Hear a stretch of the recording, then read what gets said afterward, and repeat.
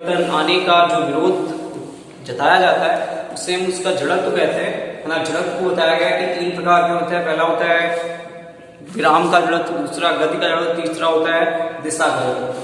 पहली बात करते हैं विराम का जड़त्व क्या होता है।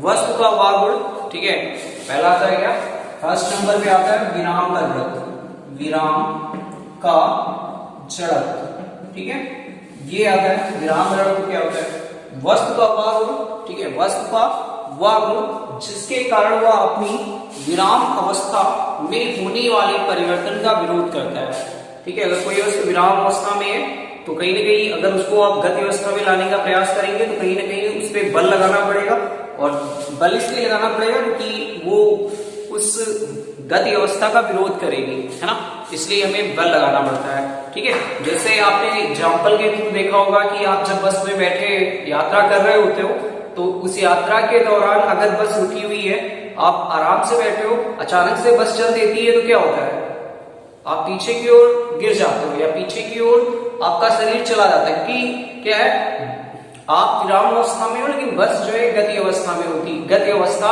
स्टार्ट करती है, चलना स्टार्ट करती है, जिसके कारण आप जो है वो गति अवस्था को प्राप्त नहीं कर पाते हो, इसलिए आप पीछे की ओर लुढ़क जाते हो या पीछे की ओर चले जाते हो, ठीक है। उसके बाद आप देखते हो कि जब आप पेड़ पे चढ़ते हो, जैसे आम तोड़ना है तो पेड़ पे चढ़े, ठीक है, अचानक से एक पेड़ को की जो डाली है उसको हमने झिटक दिया, ठीक है, झटका तो क्या होता है कि जो उसमें कमजोर जो टहने होते हैं, ठीक है, उनमें जो फल लगे हुए हैं वो टूट के नीचे गिर जाते हैं, ठीक है, अचानक से। लेकिन आपने झटका तब देखिए, अगर आपने पहली बार या पेड़ पर चढ़े और पहली बार उस डाल को झटका तो ज्यादा मात्रा में फल गिरते हैं, सेकेंड टाइम में थोड़ा कम गिरते हैं, थर्ड टाइम में और भी कम गिरते हैं।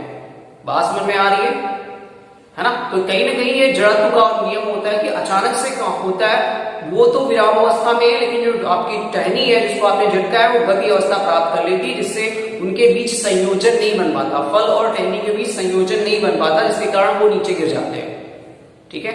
आपने देखा होगा कि आपके यहाँ पावदान पड़े होते हैं, आप जाते हो उसे डंडे से पीटते हो या दीवार में मारते हो, क्या होता है, धूल एकड़ बाहर गिरने लगते हैं। क्यों गिरने लगते हैं, क्योंकि आपने जो आपका मतलब पावदान है वो गति अवस्था उसको प्रदान करने से दीवार पे खींच के मारा तो क्या है, उसको आपने पावदान को अपने गति अवस्था दे दी। धूल के कण क्या होंगे, धूल के कण तो विराम अवस्था में तो वो बाहर निकल जाते हैं। जैसे आप कपड़ा छांटते हो, कपड़ा छांटते समय आप देखते हो या छांटने के पश्चात आप कपड़े को झिटकते हो तो उसमें बहुत सारा पानी जो है वो बाहर निकल जाता है। क्यों निकल जाता है, क्योंकि जो आपने कपड़े को गति अवस्था प्रदान कर दी लेकिन जो वहां पे जल है, कपड़े के अंदर जो जल बैठा हुआ है, ठीक है, वो गति अवस्था को नहीं प्राप्त करता, जिससे वो बाहर निकल के आ गया, ठीक है। उसके बाद है गति का जड़त्व, ठीक है, वस्तु का वाह गुण, वस्तु का वाह गुण जिससे वह अपनी एक समान गति की अवस्था में होने वाले परिवर्तन का विरोध करता है, उसे हम गति का जड़त्व कहते हैं। जैसे चलती हुई ट्रेन जो है या चलती हुई बस जो है उसमें अचानक से रुकने पर आप आगे गिर जाते हो, आगे लुढ़क जाते हो, होता है ऐसा, है ना।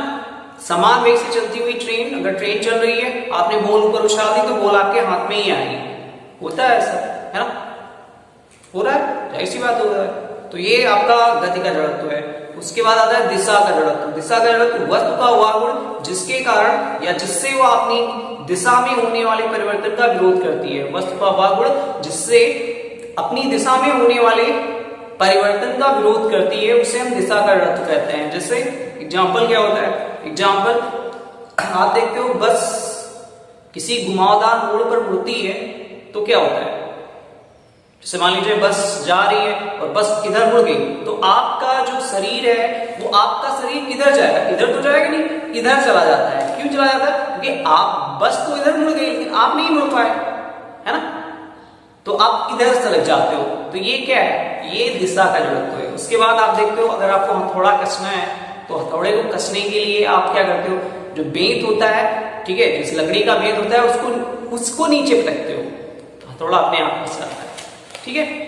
उसके बाद आता आप न्यूटन का गति विषय नियम, चलिए पढ़ते हैं न्यूटन का गति विषय नियम।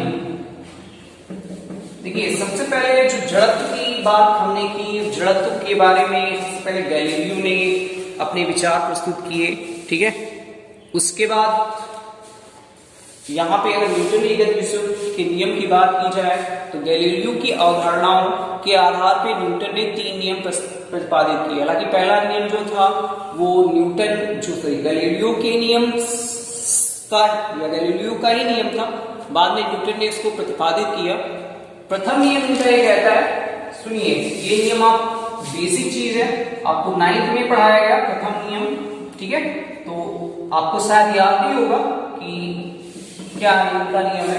प्रथम नियम ये कहता था यदि कोई वस्तु विराम अवस्था में है तो विराम अवस्था में रहेगी, गति अवस्था में है तो गति अवस्था में रहेगी। जब तक उस पर कोई बाह्य बल न लगाया जाए तब तक उसकी दिशा या तब तक उसकी स्थिति में कोई परिवर्तन नहीं आएगा। ये है न्यूटन का प्रथम नियम। जो ये नियम है ये जड़त्व पर आधारित है। किस पे आधारित है? जड़त्व पर आधारित है, ठीक है।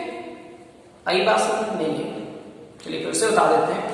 न्यूटन का प्रथम नियम क्या है कि यदि कोई वस्तु, ठीक है, यदि कोई वस्तु विराम अवस्था में है तो विराम अवस्था में रहेगी, गति अवस्था में है तो गति अवस्था में रहेगी, जब तक उस पर कोई बाह्य बल ना लगाया जाए, ठीक है। जैसे आप देखते हो कोई वस्तु आपने रख दी, कहीं पे रख दी, तो वह अपनी स्थिति अपने आप चेंज नहीं करेगी। कब चेंज करेगी? जब उस वस्तु पर आप बल लगाओगे, बल आरोपित करोगे, तभी वो अपनी स्थिति चेंज करेगी, ठीक है। तो ये जो नियम है जड़त्व, इसका नियम है। नियम किसका? जड़त्व का। उसके बाद सेकेंड नंबर पे आता है द्वितीय नियम। क्या है द्वितीय नियम? ये बता, उसके बाद चलिए हम बताते हैं, द्वितीय नियम बाद बताते हैं। संवेग क्या होता है? संवेग बता देते हैं कि इससे रिलेटेड है।